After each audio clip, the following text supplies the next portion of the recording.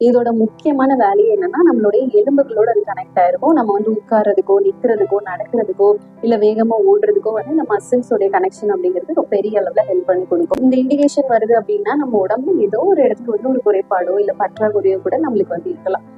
எல்லாருக்கும் வணக்கம். இன்னைக்கு நம்ம பகிர்வோம் தோழியே யூடியூப் சேனல்ல இன்னைக்கு நம்ம என்ன டாபிக் பத்தி பார்க்க போறோம் அப்படின்னா, நம்மளுடைய சேனலோட நிறைய ஃபாலோவர்ஸ் வந்து நம்ம கிளினிக் நம்பருக்கு மெசேஜ் பண்ணி மசில் டிசீஸ் பத்தி நிறைய கொஸ்டின்ஸ் வந்து கேட்டிருக்காங்க. இன்னைக்கு அதை நான் கலெக்ட் பண்ணிட்டு வந்திருக்கேன். இன்னைக்கு டாக்டர்கிட்ட நம்ம அதை பத்தி கேட்டு தெரிஞ்சுக்க போறோம். வணக்கம் மேம். பேசிக்கா வந்து இப்ப நிறைய பேருக்கு மசில் டிசீஸ் அப்படின்னா என்னன்னே தெரியாது. அப்போ அந்த மசில் டிசீஸ் அப்படிங்கறத நீங்க பேசிக்கா என்ன ஈஸியா எங்களுக்கு புரியுமோ அந்த மாதிரி கொஞ்சம்.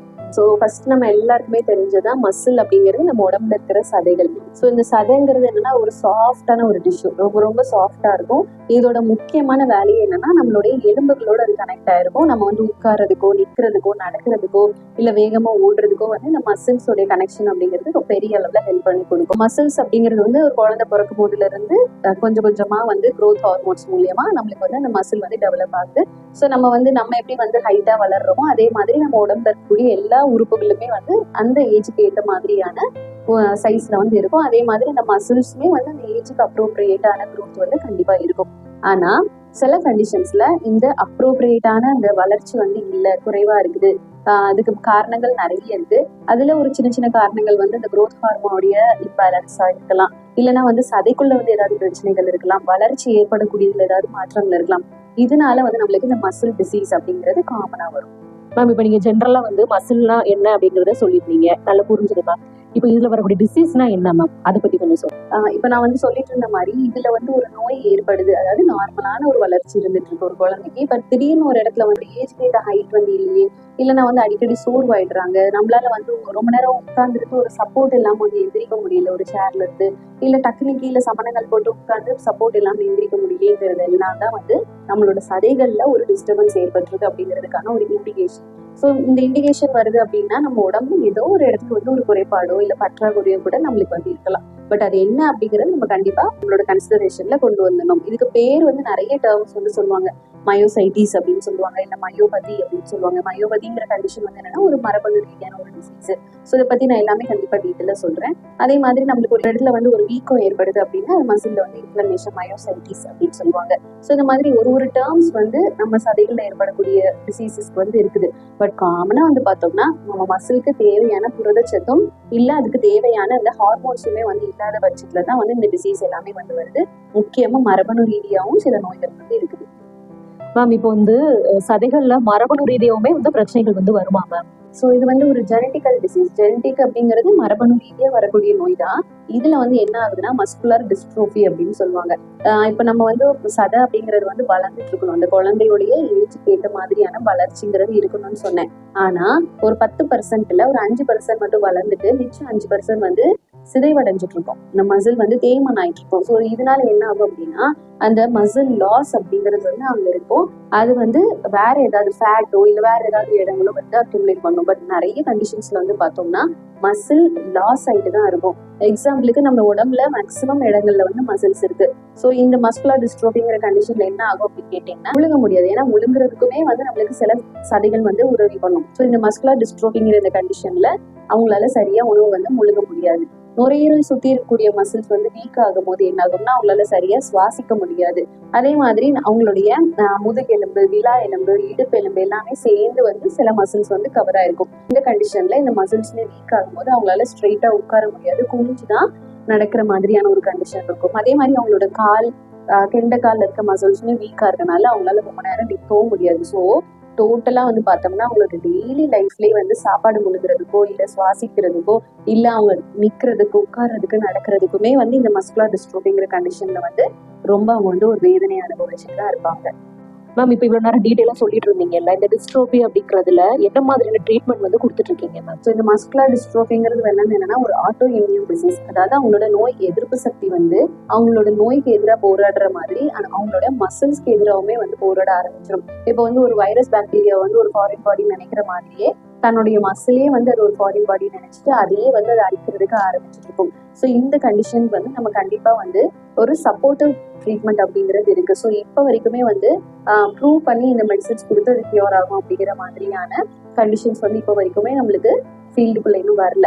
ஸோ இவங்க பேஷண்ட்ஸ் நம்ம எப்படி மேனேஜ் பண்ணலாம், ஏன்னா இவங்களுக்கு வந்து சாப்பாடு முழுக்கிறதுக்கும் சுவாசிக்கிறதுக்கும் நிற்க நடக்கிறதுக்குமே சிரமமா இருக்கும் போது அவங்களுக்கு வந்து நம்ம ஓவராலா டீமா சேர்ந்து நம்ம இவங்களை வந்து சரிப்படுத்துறதுக்கு ஹெல்ப் பண்ணி கொடுக்குறோம். எப்படின்னா அவங்களுக்கு வந்து ஒரு பிசியோதெரபிஸ்ட் வந்து ஹெல்ப் பண்ணணும். ஸோ அவங்களுக்கு வந்து ஒரு டயட் வந்து சரியான முறையில வந்து நம்ம ஏற்படுத்தி கொடுக்கறது, அவங்களுடைய உடற்பயிற்சியில, ஏன்னா அதிகமான சிவியரான எக்ஸசைஸ் பண்ணவும் முடியாது, அதே சமயத்துல நம்மளால வந்து எந்த எக்ஸசைஸுமே பண்ணாமே இருக்கவும் கூடாது. ஸோ அவங்களோட உடல்நிலைக்கு தகுந்த மாதிரியான உடற்பயிற்சியுமே வந்து சரியான கொடுக்கணும். அதே மாதிரி அவங்கள மேனேஜ் பண்ற மாதிரியான ரெகுலரான மெடிசின்ஸ்மே வந்து அவங்களுக்கு கண்டிப்பா உதவி பண்ணி கொடுக்கும். ஸோ இந்த மாதிரி ஒரு டீமா சேர்ந்துதான் நம்ம இந்த மஸ்குலர் டிஸ்ட்ரோபி அப்படிங்கிற அந்த கண்டிஷனை வந்து நம்மளால வந்து மேனேஜ் பண்ண முடியும். ஸோ இந்த மேனேஜ்மெண்ட் அப்படிங்கிறது வந்து அவங்களுக்கு கொஞ்சம் ஓரளவுக்கு சப்போர்ட்டிவா ஹெல்ப் பண்ணி கொடுக்கும். நம்ம எல்லா மசில் டிசீஸ்மே வந்து ஜெனடிக் தானா? நம்மளுக்கு உடம்புல வர எல்லா சதைகள் சம்மந்தப்பட்ட நோய்களுமே வந்து கண்டிப்பா ஜெனடிக்கலா தான் இருக்கணுங்கிற மாதிரியான கட்டாயம் கிடையாது. ஒரு 10ல் ஒரு 2 பேர் 3 பேருக்கு இந்த ஜெனடிக்கல் கண்டிஷன் அப்படிங்கிறது வந்துட்டு தான் இருக்குது. ஆனா அடுத்த தலைமுறைக்கு நம்ம இதை வராம நம்ம ப்ரிவென்ட் பண்றதுக்கு சில வழிமுறைகள் வந்து நம்ம ஃபாலோ பண்ணிக்கணும். 1. 2வது நம்மளுக்கு சதைகள்ல நிறைய காரணங்களால வந்து பெயின் அப்படிங்கிறது வரும். டிசீஸ் அப்படிங்கிறதுல நம்மளுக்கு வந்துட்டே இருக்கும். அதுக்கு நிறைய காரணங்கள் இருக்கு. வேற ஏதாவது மெட்டபாலிக் சம்பந்தப்பட்ட நோய்களா கூட இருக்கலாம், இல்ல நம்மளுடைய நோய் எதிர்ப்பு சக்தி சம்பந்தப்பட்ட நோய்களால கூட சதைகள்ல வந்து மாற்றங்கள் வரலாம். இல்லைன்னா அவங்க ஸ்போர்ட்ஸ்ல இருக்கிறாங்க, அதிகமா வந்து குழந்தைங்க விளையாடுறாங்க, அந்த மாதிரியான காரணங்களால கூட இந்த சதை சம்பந்தப்பட்ட நோய்கள் வந்து வரலாம். பட் முக்கியமா நம்ம வந்து கன்சிடர் பண்ணணும், இந்த விஷயம் நான் சொன்ன மாதிரி அடுத்த ஜெனரேஷனுக்கு இது கொண்டு போகாம இருக்கணும் அப்படின்னா இந்த ஜெனரேஷன்ல சின்ன குழந்தைங்கள்ல இருந்து நம்ம அந்த ஹெல்த் பத்தின கான்சியஸ் வந்து கண்டிப்பா கொடுத்துடணும். நம்ம எவ்வளவு விஷயங்களை நம்ம டீச் பண்றோம், எவ்வளவு விஷயங்களை நம்ம போய் அந்த குழந்தைக்கு கொடுத்தாலுமே கூட ஹெல்த் அப்படிங்கிற ஒரு விஷயத்த நம்ம கண்டிப்பா வந்து அந்த குழந்தைங்களோட மனசுல வந்து பதிய வச்சிடணும். அதுதான் அவங்களுடைய கம்ப்ளீட் லைஃப்கே வந்து பெரிய ஒரு ஹெல்ப் வந்து பண்ணி கொடுக்கும். ஸோ அந்த ஹெல்த் நாலேஜ், ஹெல்த் பத்தின விஷயங்களை நம்ம கண்டிப்பா டெய்லியுமே அந்த குழந்தைங்களுக்கு சொல்லி கொடுக்கறதுல எந்த தவறுமே கண்டிப்பா கிடையாது.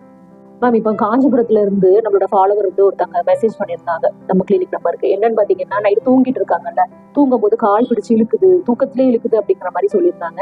என்ன ரீசன் அப்படி கேட்டிருந்தாங்க. இப்ப நம்ம வந்து காலையில இருந்து நிறைய ஒர்க் பண்றோம். ஸோ நடக்கிறோம், உட்காரோம், எந்திரிக்கிறோம், நிறைய இந்த மாதிரி சின்ன சின்ன விஷயங்கள் பண்ணிட்டு இருக்கும் போது என்ன ஆகும்னா குட்டி குட்டியா அந்த மசில்ஸ்ல வந்து ஒரு டியர் வந்து ஏற்படும். இது வந்து என்ன ஆகும்னா நைட் நம்ம நல்லா தூங்குறோம் அப்படின்னா குரோத் ஹார்மோன் வந்து சுரக்கும். இது அந்த குட்டி குட்டி டியர்ஸ் போய் வந்து ஹீல் பண்ணிடும் ஆட்டோமேட்டிக்கா. ஆனா நம்ம சரியா தூங்கல, லேட்டா வந்து தூங்குறோம், இல்லைன்னா வந்து டீப் ஸ்லீப்க்கு நம்ம வந்து போகவே இல்லை, ஒரு 12 o'clock வரைக்கும் நம்ம முடிச்சிருக்கிறோம் அப்படிங்கும் போது என்ன ஆகும்னா அந்த க்ரோத் ஹார்மோனோட செக்ரேஷன் வந்து கம்மியா இருக்கும். ஸோ இது வந்து என்ன ஆகும், அந்த டியரை வந்து சரி பண்ணக்கூடிய வேலையை வந்து அன்னைக்கு வந்து பண்ணாது. இது ஒரு நாள் ஓகே, பட் நம்ம வந்து ரெகுலராகவே வந்து ஒழுங்காவே தூங்க மாட்டேங்கிறோம், நைட் வந்து ரொம்ப லேட் பண்றோம், இல்லை தேவையான அந்த 8 hours ஸ்லீப் வந்து நம்ம கரெக்டாக கொடுக்காம போகும்போது என்ன ஆகும்னா இந்த டியர் வந்து கொஞ்சம் பெருசாகும். ஸோ அப்போ நம்மளுக்கு என்ன ஆகும்னா முக்கியமா படுக்க போகும்போது அந்த காலில் வந்து ஒரு வலி அப்படிங்கிறது வந்து வரும். ஸோ இதுக்கு நம்ம என்ன பண்ணணும்னா முதல் விஷயம் நல்லா தூங்கணும் 1. 2வது என்ன பண்ணலாம் அப்படின்னா பெயின் இருக்க டைம்ல நம்ம வந்து காலுக்கு வந்து ஒரு ஸ்ட்ரெச்சிங் வந்து பண்ணலாம். ஸோ பெயின் இருக்கும் போது நம்ம வந்து ஸ்ட்ரெயிட்டா உட்காந்துட்டு காலில் வந்து ஒரு டவல் வச்சுட்டு அது நம்மளை நோக்கி அந்த பாதத்தை வந்து இழுக்கலாம். இந்த மாதிரி ஸ்ட்ரெச் பண்ணும் போது என்ன ஆகும்னா அந்த பின்னாடி இருக்கிற அந்த மசில் வந்து கொஞ்சம் ரிலாக்ஸ் ஆக ஆரம்பிக்கும். ஸோ இதனால அந்த பெயின் வந்து அந்த டைம்ல கொஞ்சம் குறையும். 2வது நம்ம பெயின் இருக்கும் போது வந்து ஒரு சுடுதண்ணி வந்து ஒத்தனம் கொடுக்கறதுக்கு பிளான் பண்ணலாம். இதுவுமே இந்த பெயினை வந்து கொஞ்சம் இன்ஸ்டன்டா வந்து குறைக்கும். ஸோ நம்ம இன்னும் என்ன பண்ணலாம்னா நம்ம படுக்கையில இருந்து எதிர்த்து ஸ்ட்ரைட்டா நின்றுட்டு அந்த குதிகாலில் வந்து நடக்கிறதுக்கு பண்ணலாம். நம்மளோட கால் விரல்கள் வந்து தரையில படாம குதிகால் மட்டும் வச்சுட்டு நடக்கலாம். ஸோ இதனாலேயும் இந்த பின்னாடி இருக்கிற மசில்ஸ் வந்து கொஞ்சம் ரிலாக்ஸ் ஆகும். ஸோ இந்த மெத்தட்ஸ்லாம் நம்ம வந்து ட்ரை பண்ணி பார்க்கலாம். ஸோ இதெல்லாம் பண்ணியுமே வந்து பெயின் குறையல அப்படின்னா கம்பல்சரியா வந்து நம்ம கன்சல்டேஷன் எடுத்துக்கிறது நல்லது. மேம், இந்த மசில் டிசீஸ் இருக்கிறவங்க வந்து எக்ஸசைஸ் பண்ணலாமா, இல்லைன்னா கண்டினியூவா வந்து ரெஸ்ட்ல தான் இருக்கணுமா? ஸோ இந்த விஷயங்கள்ல வந்து நம்ம டிசைட் பண்றது அந்த கண்டிஷன்ஸ் வந்து பொறுத்து தான் இருக்கு. இப்போ சில கண்டிஷன்ஸ்ல வந்து கண்டிப்பா மூவ்மெண்டே பண்ணக்கூடாது அப்படிங்கிறது மாதிரி இருக்கும். ஸோ சில கண்டிஷன்ஸ்ல வந்து நம்ம இமீடியட்டா வந்து எக்ஸசைஸ் பண்ணி இதை ஹீல் பண்ணிக்கலாங்கிறது. எதுனாலுமே சரி நம்ம ப்ராப்பரா கன்சல்ட் பண்ணிக்கிட்டு இதுக்கு என்ன மாதிரியான விஷயத்த ஃபாலோ பண்ணணுங்கிறத நம்ம தெரிஞ்சுக்கணும் 1. 2வது நம்ம வந்து ஒரு மசிலை வந்து சுத்தமா யூஸ் பண்ணாம அப்படியே இருக்கிறதும் தப்பு தான். அதே சமயம் நம்ம அதிகமா எக்ஸசைஸ் பண்ணி ஓவரா வந்து ஸ்ட்ரெயின் கொடுக்கறதுமே வந்து டேஞ்சர் தான். ஸோ நம்ம அதனாலதான் நம்ம வந்து ப்ராப்பரா நம்மளுடைய கண்டிஷனை பொறுத்து இது நம்ம வந்து டிசைட் பண்றது ரொம்ப ரொம்ப ஹெல்ப்ஃபுல்லா இருக்கும். அதே மாதிரி ஃபர்தரா வந்து பெரிய டேமேஜ் ஏற்படுத்தாம இருக்கிறதுக்குமே வந்து இது ஹெல்ப் பண்ணி கொடுக்கும். மசில் டிசீஸ் இருக்கிறவங்க வந்து அவங்களோட லைஃப் ஸ்டைல்ல இந்த மாதிரி சேஞ்சஸ் எல்லாம் கொண்டு வரலாம் மேம். இப்போ மசில்ஸ் நம்மளுக்கு ஹெல்ப் பண்றது வந்து நம்மளோட மூவ்மெண்ட்டுக்காக அப்படின்னு சொல்லிட்டு பார்த்தோம் இல்லையா. ஸோ அந்த மூவ்மெண்ட்டை டெய்லி நம்ம மசில்ஸ்க்கு கொடுத்துட்டா போதும். ஸோ அது வந்து நார்மலா ஒரு வாக்கிங் ஜாகிங்கை தாண்டி நம்ம வந்து கொஞ்சம் வெயிட் லிஃப்ட் பண்ற மாதிரியான எக்ஸசைஸ்மே வந்து பண்ணலாம். ஸ்ட்ரெச்சிங் எக்ஸசைஸ் வந்து நல்லா ஹெல்ப் பண்ணி கொடுக்கும் இந்த மசில்ஸ்க்கு. ஸோ நம்ம ஏன்னா ஒரு பெயின் இருக்கு ஒரு மசில் அப்படின்னா நம்ம அந்த இடத்துல வந்து கொஞ்சம் ஸ்ட்ரெச் பண்றோம், ஒரு வெயிட் லிஃப்ட் பண்ணி ஸ்ட்ரெச் பண்ற மாதிரியான எக்ஸசைஸ் பண்றோம் போது மசில்ஸ் வந்து கொஞ்சம் ஹீல் ஆயிட்டே இருக்கும். ஒண்ணு.